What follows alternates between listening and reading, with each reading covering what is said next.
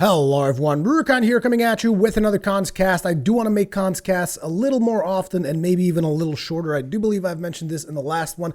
And this particular Cast is going to be dedicated exclusively to talking about the new rig, because a lot of you guys have asked me about the new rig that I got and all that. I wasn't even sure that I was going to make a video about it or not, but you guys definitely wanted to hear about it. So I will try to put in some footage that I recorded of the rig itself as we are talking about it, as we're talking about the different parts and whatnot, and the choices that I've made and why I've made them. And a lot of you guys also wanted to know about the obscene cost that this machine costed me, and we will be talking about all of that. But before, as per usual, we're going to stick to the shout out section.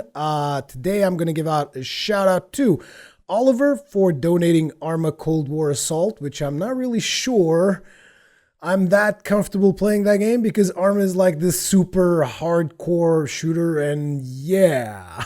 But thanks anyways, Oliver. And then we have another donation by Klas Segeljakt. I'm sorry, dude. I have to butcher your name. It's Klas Segeljakt. He donated Nuclear Throne, which is actually a game that I'm curious about playing, because this is one of those roguelikes, top-down, looks like a shooter kind of thing. But I was always kind of confused about Nuclear Throne and curious at the same time. So that might be something you guys might be seeing in a video later on. But thank you very much for that. And that is pretty much it about shoutouts. So let's get on to the main topic, which is the new rig, or as I like to call it, Codename Rathalos. Now, I basically gave out code names to my computers because I thought it would be funny, and I thought it would be really funny if I gave them Monster Hunter code names. So the new rig, I codenamed it Rathalos. And let's start with the case. So in the previous build that I had, my previous gaming rig, I really skimped out on the case. I was like, man, what the fuck is a case for? I mean, a case is just to hold the computers together. It could be friggin', people are making them out of cardboard boxes, for crying out loud, you know? So I skimped out on the case, and I've regretted it ever since, because my previous case was a piece of garbage, if I'm to be completely honest. It was terrible. I mean, sure, it served its purpose, but it wasn't very good. So this time around, I did not want it to go that route. So I did some Googling and whatnot. I was checking out what were the best cases, but I wasn't going to buy the best one, because the best cases are just like prohibitively expensive, because they always like completely rob you blind if you go for the top parts on any of the parts of your rig. So I tend to basically check what's the best thing, and then I go down a couple of notches, and that's the one I get. So like at the time that I did my Googling, one of the best cases that was being that people were saying this is like the best case that you can possibly have for a gaming rig. It was the ATX Corsair Obsidian 900D. And that was like so expensive. So I was like, okay, let's take it a couple of notches down. So I got the Corsair Obsidian 650D, which is still a really, really good case. Like, this case is miles above the case that I previously had. And it is just really good.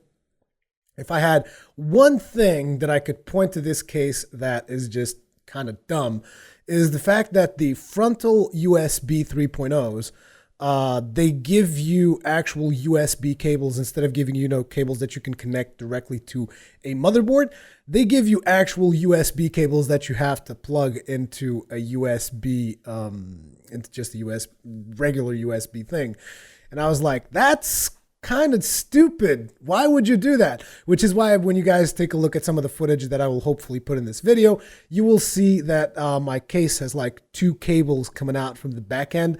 Those are the two USB cables that I have to basically bring all the way from the front of the case and then plug them in the back in the USB 3.0 ports in order to get USB 3.0 in the front. Not that I really need to do that, because the goddamn motherboard that I have has so many USB 3.0 ports that I don't even use the ones in the front. But it's like, it's one of those completionist things. You're like, man, I can have USB 3.0 in the front. Why wouldn't I? You know, so it's whatever. But damn thing's got like 8 USB 3.0. I mean, all the USBs on that bitch are 3.0. I think it's got maybe 2 USBs that aren't 3.0, so it's whatever.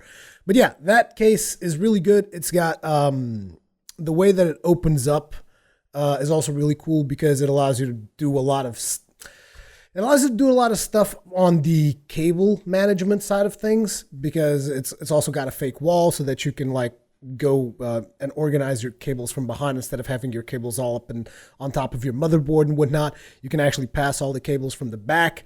And the hatch, that's what they call it. The hatch open mechanism that the 650D has is just really, really good. And it's really, really easy to open and close without even having to use screws or whatever. I mean, it's just, like I said, leaps and bounds.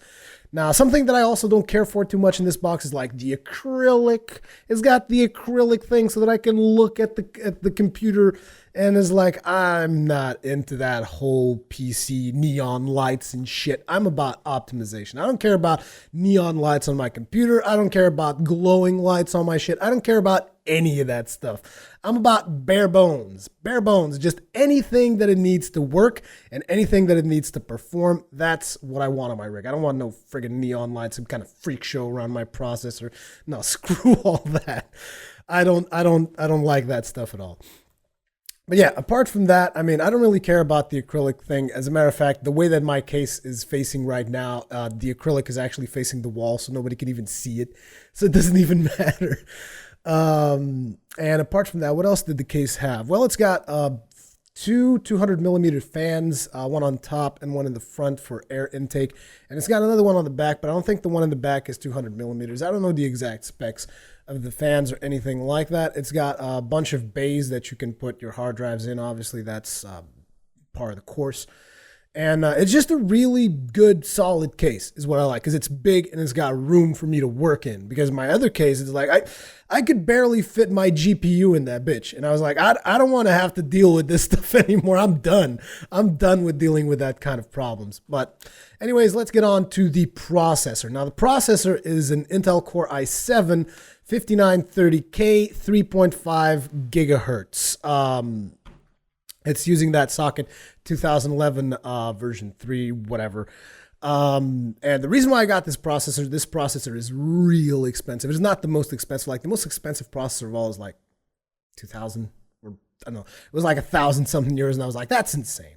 So this one was like 500 euros, 400 euros, I don't know. But I'm also really traumatized by my previous processor, which was an AMD Phenom 2 X4 970 at 3.5 gigahertz as well, curiously enough. And that processor pretty much gimped me from the moment I bought it, is how I felt about that processor. Because even though it was pretty decent for gaming, it was pretty bad for rendering video. It was just not good at all, and I don't know what I was thinking when I allowed myself to get put in that situation. Well, I didn't really pay for that computer. It's a long-ass story about that AMD processor. Point in fact here is I was traumatized by that, and I was not having that experience again. I was not having to deal with that again. I want a really solid friggin' processor, and I don't want to overclock it either, because I need my rigs to last a long-ass time. I did not shell out an obscene amount of money for a computer that's going to die out on me, or that I'm going to replace in 2 years from now. To give you an idea, the previous gaming rig I had was 5 years old, and one of the rigs that I'm still using right now is over 7 or 8 years old. Just to give you an idea, okay?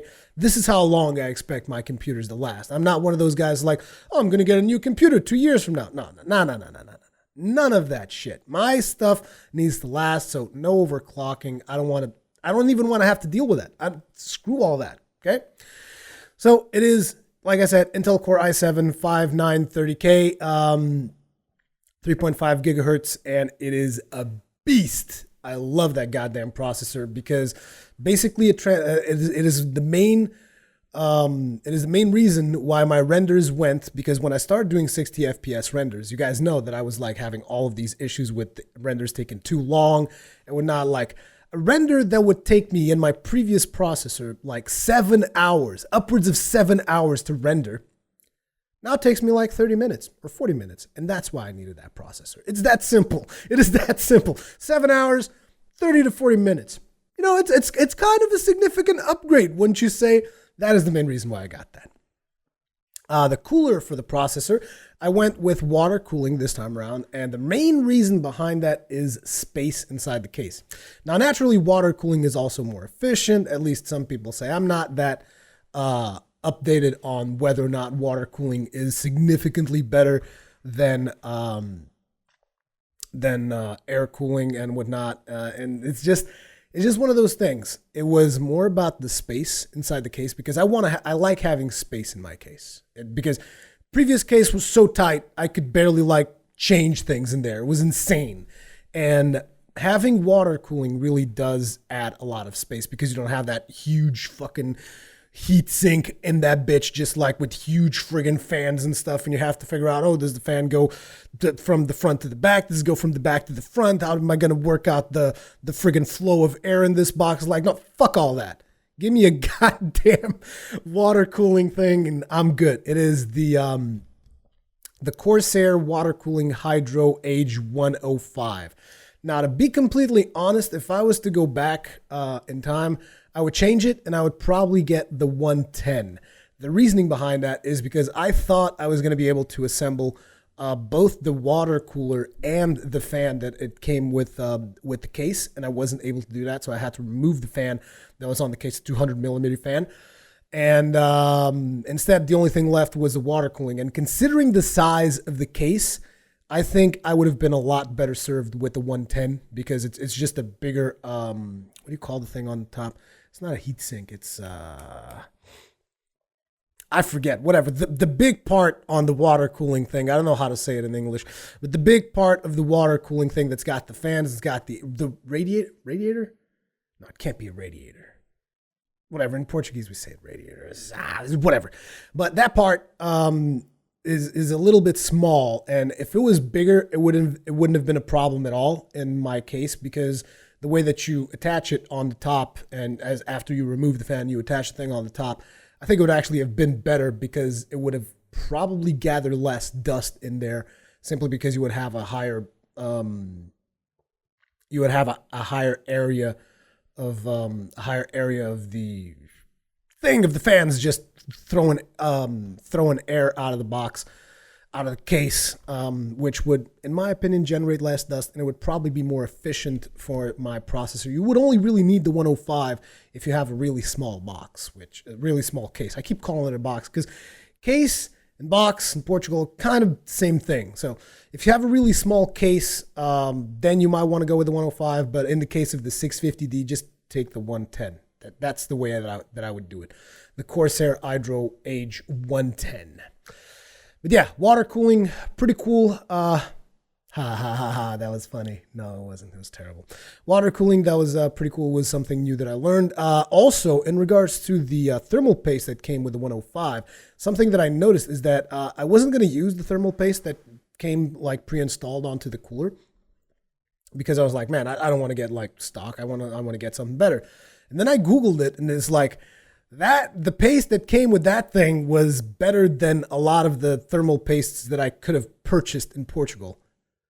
So yeah, I was like, okay, I guess I'll just use this one then. Boop, plop that bitch right in there with the default thermal paste. And like I said, I'm not overclocking my processor, so I'm pretty sure we're going to be able to keep things in check when it comes to that.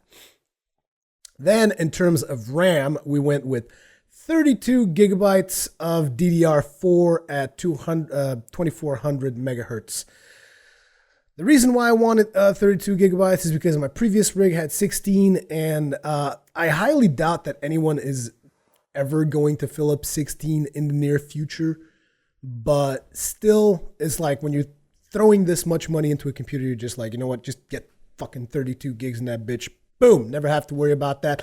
And the first thing I did after I installed Windows 7 was I went into the advanced settings and I was like, fuck the page file. Use that goddamn RAM. I don't even care. Use the RAM, you fucker.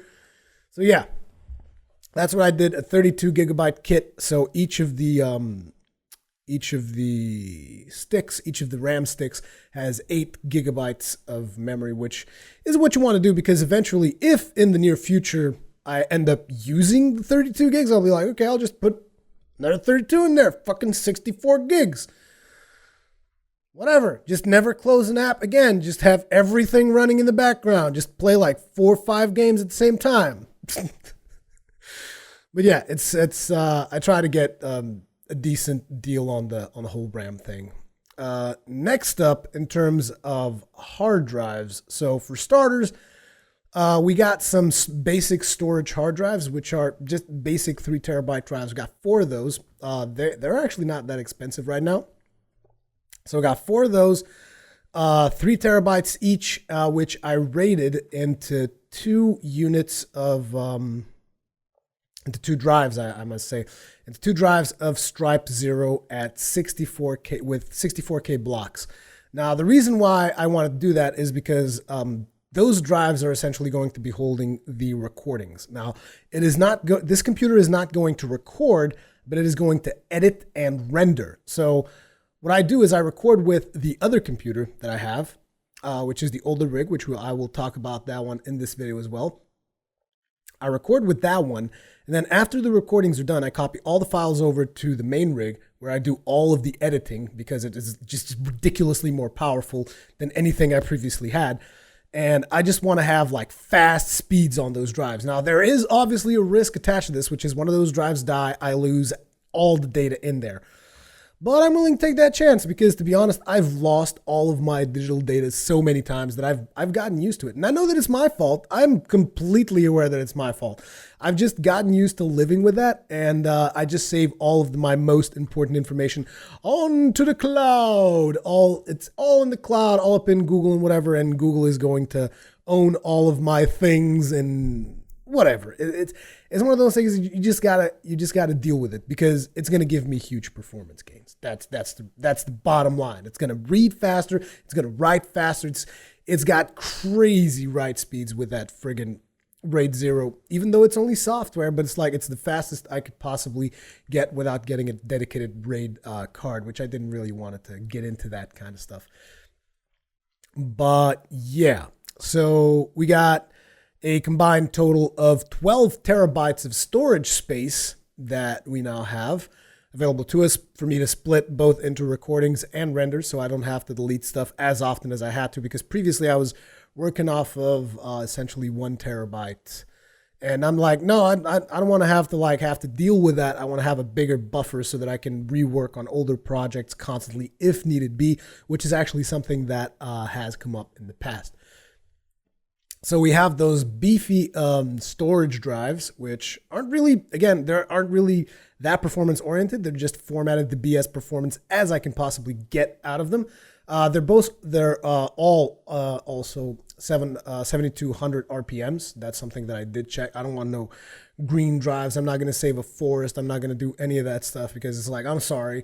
If the environment needs me to use 5400 RPM drives, I'm sure that there's other things that we can do to more optimally save the environment. Like, I don't know, let's end fossil fuels, which we already have the technology to do, but nobody wants to fucking do it because the world is completely dependent on oil. So I'm sorry, until we completely end the fossil fuel shit, then you can ask me to use the 54 RPM drives because it's green and it's for the environment. No, I'm sorry. It's like, there's so many better things that we could do to save the environment than using 54 RPM drives. I don't even want to get into that debate, okay? Forget about that. You're not going to save no fucking trees by using a 54 RPM drive. I'm sorry, okay? It's just the way it is.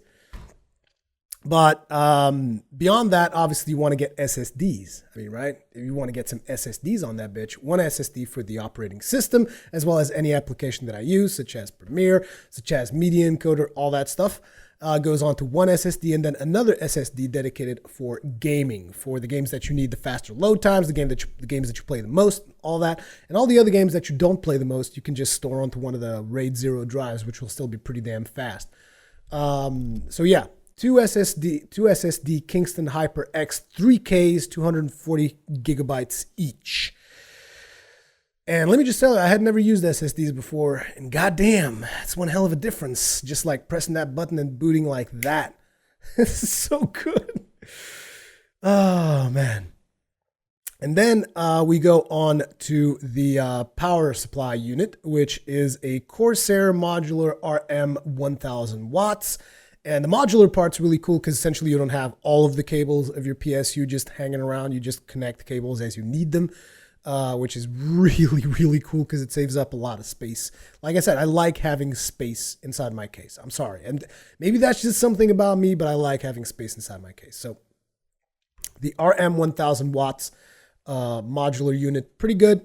Does what it's supposed to do. It supplies power to everything. One issue that I had is that the motherboard connector for some reason will not click all the way. Like I pushed that bitch so hard that if I push it any harder, I will break the motherboard apart, and it still would not click. Like, you know, it'd have the little thing that it clicks once it's properly secured to the motherboard. So it's not properly secured to the motherboard. It's like all the way in as far as I can put it, but it wouldn't click. I think it's like too new or something. But in time, if I have to mess around there, I will always try to like push a little bit more until I break the motherboard apart or something. But yeah, that's one of the problems with like really freshly new parts, and like they may not all fit together all that properly because they're still not used to like jamming shit in there. But yeah, apart from that, we now get to the juicy part, which I'm pretty sure you guys are really curious about, and that is what's the GPU? Well, the GPU is a GTX 970 from MSI, 4 gigabytes DDR5. Now, why the 970? Well, I don't want to get a Titan because Titans are just ridiculously expensive, especially if it's a Titan Black. Those things are just fucking retarded. It is just way too expensive. There is no way I'm getting one of those because I know that I can't justify the price, in my opinion anyways. That's my personal opinion. So then you're like, so why didn't you get the 980? Because it is also too expensive. And if you compare the difference in, if you go online and you check out like benchmarks from the 970 and the 980, the difference isn't that meaningful. And this is also something that I've gotten from speaking, like all throughout while I was building this PC. I was talking with Stylosa from Unit Lost. I was talking with Side Strafe. I was talking with Hengist. You know, people that do a lot more of PC building than me.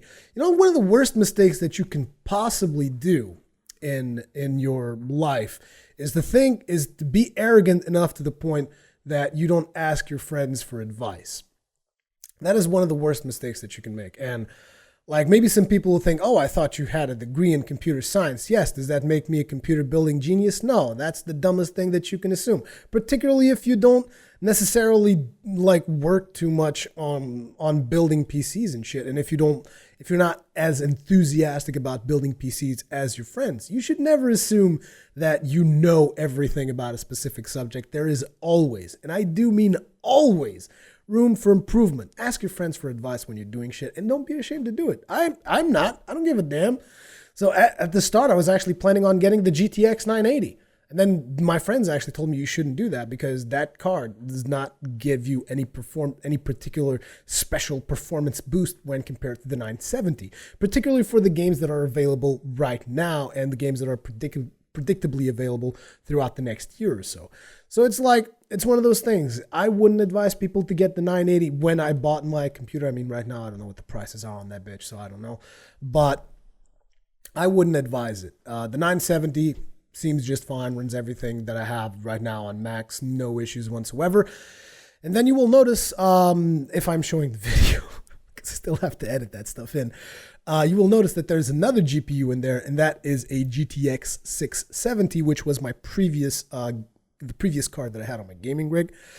And what that card is doing there, it is essentially a dedicated PhysX card because Pallytime suggested that I would do something like that because that's what he did. Essentially, he put in his old card to work as a PhysX card. And I was wondering, like, so is there actually any meaningful gains in that? I don't know. And he didn't know either. So I went to look up online, and apparently a GTX 650 on this article that I read, I can't remember the exact link, but on this article that I read, a GTX 650 was still providing gains to a dual Titans setup. And I was like, okay, so I think that's pretty good, huh? I should probably have a PhysX card. So I used the GTX 670 in there as a dedicated PhysX card. And wrapping this whole thing up, the motherboard in there is an MSI X99S Gaming 7. which is a pretty sweet motherboard. It actually had the things to plug in the USB 3.0 sockets, which I was like, oh, goddamn you, Corsair 650D. Why wouldn't you have the connectors for me to plug in here? Why do I have to have these ugly ass cables coming out from your ass? Come on, Rathalos, what the fuck, man? But yeah, that is the entire build of my gaming rig. I haven't really overclocked anything on this rig. Everything is running pretty much stock speeds right now. And I don't really feel the need to overclock anything. The one thing that I did do is I unparked my CPUs, as I've mentioned in the previous Dark Souls video, by the advice of Dragon Crest PC, which you guys should check out his channel. He's got some cool tutorials about Dark Souls and about optimizing your PC and whatnot. So yeah, that is the Codename Rathalos build, which is the computer that I'm currently running. Oh yeah, something I forgot to mention is that the 650D Corsair case also has like a hatch on the top that allows you to connect hard drives directly in there. And if you properly program your motherboard, you can like select wherever you hook up the cables for that top hatch. You can select that SATA interface to be hot swappable, so that you can just swap in hard drives in there if you need, like, you know, if you have an external hard drive that you want to access data from. It is pretty damn useful, and it has been pretty damn useful for me because, like I said, I've been like scavenging materials from all of my computers to like build the secondary rig, which now handles all of my recording. So that's pretty useful. That is the Rathalos build, and it is pretty cool. So coming up on the price, a lot of you guys asked me the price on this thing. It was 3,000 euros. You guys can convert that to whatever currency you want. It is expensive as fuck. It is expensive as fuck. And that's all I can really say about that. It was a really expensive rig, but I mean, the gains that I've gained in terms of render speeds is just abysmal. It is just abysmal. So it was completely necessary if I wanted to continue to do what I am doing. Because a lot of the times I would just be stressed for time. I wouldn't be able to release videos on time because I was stressed for time. Okay. So after all that, I would also like to mention the supporting rig, because a lot of people have asked me about, oh, what about your supporting rig and all that, like because you've been scavenging parts from your two computers and whatnot. Well, I wanted to have the AMD processor be my supporting rig, but it was impossible because that processor is a piece of shit. And I know that some people are saying, oh, but that's probably just the software. That's probably you doing something wrong. And it's like, whatever the reason is, that motherfucker's capping and it can't keep up. It's just that simple. So essentially the supporting rig right now is an old ass Z400 HP workstation, which I salvaged from a bulk deal my father made with some company where he bought a bunch of computers in bulk for whatever reason. And like there was a Z400 in there, and I was like, I'll take that and I'll like refurbish it and whatnot, and I'll fix it in order to become my recording rig. So that was being already my recording rig for some time. I was just hoping to replace that by my gaming rig because I thought the processor was going to be better, and it's clearly not. So the processor on this one is an Intel Xeon W3530 at 2.8 gigahertz, and it is not amazing, obviously. I mean, we're talking about, we just mentioned an Intel Core i7-5930K at 3.5, and then we're like, Intel Xeon W3530, yeah. It's like, it's not that amazing, but it gets the job done. It's just for recording and nothing else. Well, recording and I guess live streaming as well, but it does nothing else at all. And the processor works fine for that, as opposed to the AMD processor, which couldn't handle any of those things. So fuck that processor. Hell, I even overclocked that shit and it was still a piece of garbage. So yeah, it's got that processor. I've upgraded the machine to have 24 gigs of DDR3 RAM. It's only at 1066 megahertz though. Not very impressive. It's got two hybrid 1 terabyte SSDs in there. Hybrid so that it boots up a little bit faster and whatnot. But the other hard drive didn't really need to be hybrid. It's just whatever. Why the hell not? They had a discount on hybrids when I bought those, so And then the GPU on that computer is a Radeon HD 6870, which is obviously not amazing, but all it really needs to do is output graphics to a display. It doesn't really need to do anything else, so it's whatever. And I codenamed that one the Great Jaggy, because it's like, well, since I'm sticking to Monster Hunter names, I might as well name that guy the Great Jaggy. Now, another question that I've had quite often, even though I have kind of a tutorial on the way that I record video games with hardware, it hasn't really been updated to reflect my current setup. So I might in the future do another of those tutorials where I talk about exactly how I record my footage from the PS4, the PS3, the Wii U now, and the PC, and how I record all that through a separate computer and how I handle all my editing and all that stuff. I'm going to do that in the future, but if you're really curious and you're somewhat tech savvy and you're just curious as to how I'm doing all of this stuff, essentially what I do is I have a switch, and I connect all the stuff in there. So the PC goes through the switch, the PS4 goes through the switch. The PS3 does not go directly through the switch. It goes through a solution which removes the HDCP, because PS3 still has HDCP protection. I will talk about the solution that I use to remove HDCP at length, as well as suggest a much better solution than what I use to remove HDCP in a future video. But yeah. Eventually, after going through the HDCP removal thing, the PS3 also connects to that switch. The Wii U also connects to the switch because it doesn't have HDCP. And the switch output goes to a splitter, and that splitter splits the sign into two outputs. One of the outputs goes to my main screen, which is directly in front of me, and the secondary output goes to my Extreme Cap U3, which is the capture card. I'm pretty sure you guys should be able to understand from that point onwards how I do all the capturing and all that stuff. But I will do a video explaining that in further detail. But that is going to be it for this Conscast. And damn, it was longer than I expected, if I'm to be completely honest. But as per usual, leave me all your comments, feedback, all that kinds of good stuff in the comment section below. Thank you very much for watching, and I will see you in the next one.